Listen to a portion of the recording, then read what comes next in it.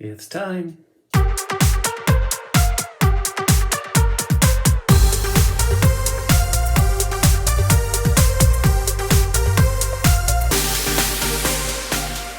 All right, guys, it's time now to get started with our story, The Witches. Now remember, you need to pay very close attention because not only will this book help save your life from real witches, you need to pay close attention because you are going to be answering some very important questions at the end. Now, you do need to use complete. Let's try that again. Everybody, 1, 2, 3. You will be answering each and every question with complete sentences. Now, I ask you to restate the question. Why is that? Well, not only do I want you to know what you're answering, but I want to be able to read that answer to know what question you're answering. So, restate the question, and if you pay attention, you can copy and paste the question and change it into your answer, and then you're done. All right, let's get started. The Mouse Burglar. My grandmother hustled me back into my own bedroom and out onto the balcony. "Are you ready?" she asked. "I'm going to put you in the sock now." "I hope I can manage this," I said. "I'm only a little mouse." "You'll manage," she said. "Good luck, my darling." She popped me into the sock and started lowering me over the balcony. I crouched inside the sock and held my breath. Through the stitches I could see quite clearly. Miles below me, the children playing on the beach were the size of beetles. The sock started swinging in the breeze. I looked up and saw my grandmother's head sticking out over the railings of the balcony above. "You're nearly there," she called out. "Here we go. Gently does it. You're down." I felt a slight bump. "In you go," my grandmother was shouting. "Hurry, hurry, hurry! Search the room!" I jumped out of the sock and ran into the Grand High Witch's bedroom. There was the same musty smell about the place that I had noticed in the ballroom. It was the stench of witches. It reminded me of the smell inside the men's public lavatory at our local railway station. As far as I could see, the room was tidy enough. There was no sign anywhere that it was inhabited by anyone other than an ordinary person. But then, there wouldn't be, would there? No witch would be stupid enough to leave anything suspicious lying around in the hotel made to see. Suddenly, I saw a frog jumping across the carpet and disappearing under the bed. I jumped myself. "Hurry up!" came my grandmother's voice from somewhere high up outside. "Grab the stuff and get out!" I started skittering around and trying to search the room. This wasn't so easy. I couldn't, for example, open any of the drawers. I couldn't open the big doors of the big wardrobe either. I stopped skittering about. I sat in the middle of the floor and had a think. If the Grand High Witch wanted to hide something top secret, where would she put it? Certainly not in any ordinary drawer. Not in the wardrobe either. It was too obvious. I jumped up onto the bed to get a better view of the room. "Hey," I thought, "what about under the mattress?" Very carefully I lowered myself over the edge of the bed and wormed my way underneath the mattress. I had to push forward hard to make any headway. But I kept at it. I couldn't see a thing. I was scrabbling about under the mattress when my head suddenly bumped against something hard inside the mattress above me. I reached up and felt it with my paw. Could it be a little bottle? It was a little bottle. I could trace the shape of it through the cloth of the mattress, and right alongside it I felt another hard lump, and another, and another. The Grand High Witch must have slit open the mattress and put all the bottles inside, and then sewn it all up again. I began tearing away frantically at the mattress cloth above my head, and with my teeth. My front teeth were extremely sharp, and it didn't take long for me to make a small hole. I climbed into the hole and grabbed a bottle by the neck. I pushed it down through the hole in the mattress and climbed out after it. Walking backwards and dragging the bottle behind me, I managed to reach the edge of the mattress.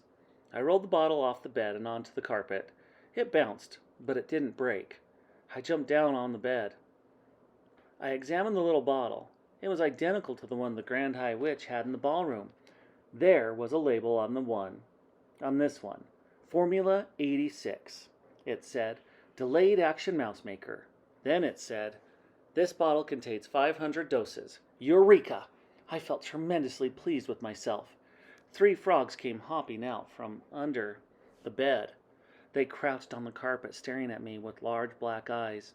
I stared back at them. Those huge eyes were the saddest things I had ever seen. It suddenly occurred to me that almost certainly, once upon a time, they had been children. Those frogs, before the Grand High Witch had got hold of them. I stood there clutching the bottle and staring at the frogs. "Who are you?" I asked them. At that exact moment I heard a key turning in the lock in the door, and the door burst open, and the Grand High Witch swept into the room. The frogs jumped underneath the bed again, in one quick hop. I darted after them, still clutching the bottle, and I ran back against the wall and squeezed in behind one of the bedposts. I heard feet walking up the carpet. I peeped round the bedpost. The 3 frogs were clustered together under the middle of the bed. Frogs cannot hide like mice. They cannot run like mice either. All they can do, poor things, is to hop about rather clumsily. Suddenly, the Grand High Witch's face came into view. Peering under the bed, I popped my head back behind the bedpost. "So there you are, my little froggies," I heard her saying. "You can stay where you are until I go to bed tonight. Then I shall throw you out of the window, and the seagulls can have you for supper." Suddenly, very loud and clear, there came the sound of my grandmother's voice through the open balcony door. "Hurry up, my darling," it shouted. "Do hurry up. You better come out quickly." "Who is calling?" snapped the Grand High Witch. I peeped round the bedpost again, and saw her walking across the carpet to the balcony door. "Who is this on my balcony?" she muttered. "Who is it? Who dares to trespass on my balcony?" She went through the door onto the balcony itself. "What is this knitting wool hanging down here?" I heard her saying. "Oh, hello," came my grandmother's voice. "I just dropped my knitting over the balcony by mistake, but it's all right. I've got a hold of one end of it. I can pull it up myself. Thank you all the same." I marveled at the coolness of her voice. "Who were you talking to just now?" snapped the Grand High Witch. "Who were you telling to hurry up and come out quickly?" "I was talking to my little grandson," I heard my grandmother saying. "He's been in the bathroom for hours, and it's time he came out. He sits in there reading books, and he forgets completely where he is. Do you have any children, my dear?" "I do not," shouted the Grand High Witch, and she came quickly back into the bedroom, slamming the balcony door behind her. I was cooked. My escape route was closed. I was shut up in the room with the Grand High Witch and 3 terrified frogs. I was just as terrified as the frogs. I was quite sure that if I was spotted, I would be caught and thrown over the balcony for the seagulls. There came a knock on the bedroom door. "What is this time?" shouted the Grand High Witch. "It is us, we ancient ones," said a meek voice from behind the door. "It is 6 o'clock, and we have come to collect the bottles that you promised us. Oh, your grandness!" I saw her crossing the carpet towards the door. The door was opened, and then I saw a whole lot of feet and shoes beginning to enter the room. They were coming in slowly and hesitantly, as though the owners of those shoes were frightened of entering. Come in, snapped the Grand High Witch. "Do not stand there dithering in the corridor. I don't have all night." I saw my chance. I jumped out from behind the bedpost and ran like lightning towards the open door. I jumped over several pairs of shoes on the way, and then in 3 seconds I was out in the corridor, still clutching my precious bottle to my chest. No one had seen me there. There were no shouts of "Mouse! Mouse!" All I could hear were the voices of the ancient witches burbling their silly sentences about "how kind your grandness is," and all the rest of it. I went scampering down the corridor to the stairs and up one flight. I went to the 5th floor, and then along the corridor again until I came to the door of my own bedroom. Thank goodness there was no one in sight. Using the bottom of the little bottle, I began to tapping on the door. Tap, tap, tap. I went. Tap, tap, tap. Tap, tap, tap. Would my grandmother hear me? I thought that she must. The bottle made quite a loud tap each time it struck. Tap, tap, tap. Tap, tap, tap. Just so long as nobody came along the corridor. But the door didn't open. I decided to take a risk. "Grandmama!"